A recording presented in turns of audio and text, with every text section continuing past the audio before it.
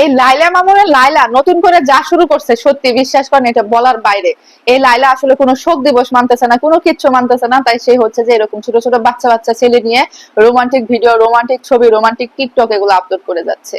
আর দেখুন অনেকে বলছে যে বিমান কেন তাদেরকে চোখে দেখে না, তাদের উপরে দুই একটা বিমান করতে পারলো না, এরকমটা কিন্তু আমিও বলেছি। আচ্ছা যাই হোক, এক সাংবাদিক প্রশ্ন করলেন যে লাইলা আপু আপনি এই যে এরকম কচি কচি ছেলে নিয়ে ভিডিও বানান কেন? লাইলা তার উত্তরে বললো যে এসব ছোট ছোট ছেলেরা আমার কাছে আসে কেন? কথা তো ঠিকই।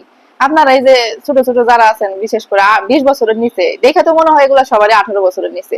এই 18 বছরের ছোট ছোট ছেলেগুলো আপনার এই মহিলাদের মধ্যে কি পান যে আপনারা শুধু তার সাথেই যান? দেশে আর কোনো মেয়ে নাই, দেশে আর কোনো ক্রিয়েটর নাই যে তার কাছে যায় ভিডিও বানানো যাবে। আপনারা তার কাছে যান, তার বাসায় থাকেন, তার বাসায় ঘুমান, ওখানেই খান, ওখানে রোমান্টিক রোমান্টিক ছবি আপলোড দেন, নানান রকম নানান ঢঙ্গে নানান পোজে আপনারা ভিডিও করতে থাকেন। এগুলা কেন করেন? শুধু মামুন না, মামুন তো না হয় বুঝলাম যে ওখানে যায় একটা মাইন্ডের চিপাই পড়ছিল, মামুনের কথা বাদ দিলাম, এই যে মামুন ছাড়াও কদিন দেখলাম ইমন, তারপর আরো দুইটা তিনটা ছেলেকে দেখলাম, এখন আবার এই ছেলে, এই ছেলের নাম ধাম জানি না, শুধু দেখতেছি যে এরকম রং ঢং করে ছবি তুলতেছে, নানান পোজে নানান রকম করে রং ঢং করে ছবি তুলতেছে, যেগুলো আমরা স্বামী স্ত্রী যারা আছে আমরা সেটাও করি না, তারা সেটা করতেছে।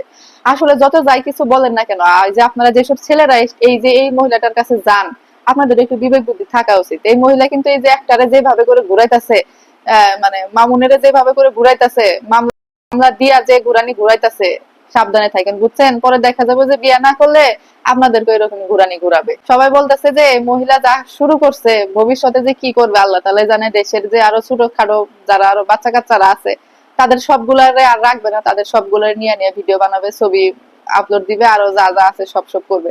যা যা আছে সব করবে বলতে আপনারা একটু বুঝে নিন কি বুঝাতে চাচ্ছে সবাই, এরকমটাই লাগতেছে। লাইলার কমেন্ট বক্সে শুধু যায় দেখেন যে তার কমেন্ট বক্সের মধ্যে কি অবস্থা, মানে হাসবো না কাঁদবো আসলে বুঝতে পারি না।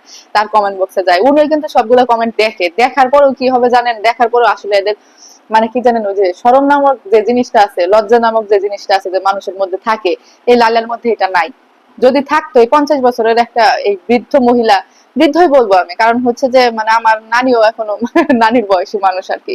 তো এই বয়সী মানুষ হিসেবে সে যে যে এগুলা করে, এটা আসলে এটা দেখতে খুবই দৃষ্টিকটু লাগে, যদিও সে এগুলা কিছুই মানে না। তার ছোট ছোট দুইটা বাচ্চা আছে, মেয়ে বাচ্চা, লাইলার বড় মেয়েটার মানে 18 বছর বয়স, তার এখন বিয়ের বয়স হয়েছে। তো মেয়ে বিয়ে দেবে একটা মানুষ যদি এই ছোট ছোট বাচ্চাদেরকে নিয়ে, আপনাদের ভাষায় কচি কচি পোলাদেরকে নিয়ে যদি এগুলা করে, তাহলে আসলে কেমন লাগে? সত্যি মানে কি বলবো, খুবই খারাপ লাগে এটা দেখতে। মানে একের পর এক আবার মোবাইলের মধ্যে তার ছবি তার ভিডিও আসতে থাকে, এক আইডি ব্লক মারলে দেখা যায় যে আরেক আইডির ছবি আসতে থাকে, মানে আসতেই থাকে, কোনো না কোনো ভাবে আসতেই থাকে। আবার অনেক কন্টেন্ট ক্রিয়েটর ব্লগাররা আছেন যারা কিনা তাদের ছবি আপলোড করেন, হাস্যরসের ঠেলায় আপলোড করেন, সে ছবিগুলো আসতে থাকে। এগুলো দেখতে আর ভালো লাগে না রে ভাই, দেখতে কেমন যেন লাগে, মনে হয় যে এটা কি হচ্ছে এগুলা, মা ছেলে মনে হয়, দাদি নাতি নাতি নাতি মনে হয়, এগুলো মানা যায়? হ্যাঁ।